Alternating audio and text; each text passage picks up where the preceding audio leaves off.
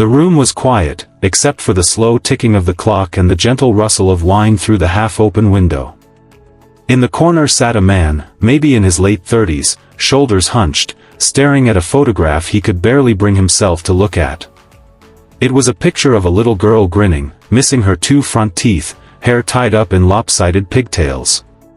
Her name was Asha. She was his daughter. And he hadn't seen her in 4 years. Rohan used to be a good man.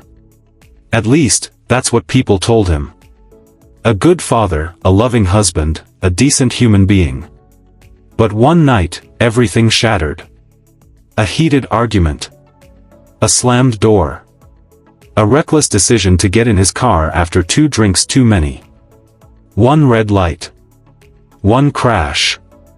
1 innocent life taken, though not his daughter's, but someone else's child. He went to prison. For 3 years, he sat in silence, playing that night in his head over and over again, the guilt never leaving. He didn't argue in court. Didn't try to explain. How could he? He wrote letters to his wife, Mira. Every month. Never knowing if she read them.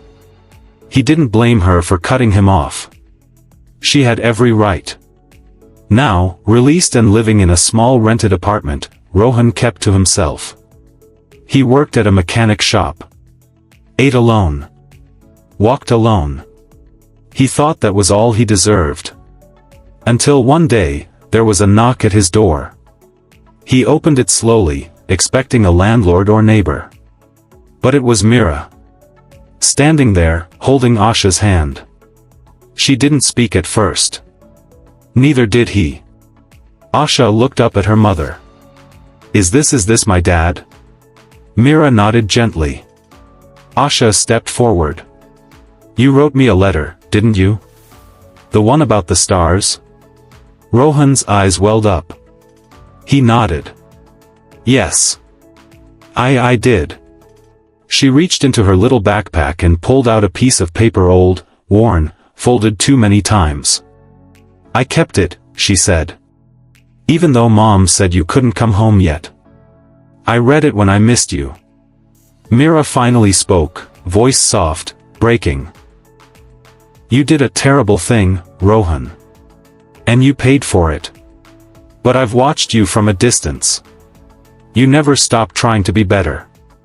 You never stopped trying to take responsibility. I don't know what this means yet, or what the future holds. But I thought Asha should know her father.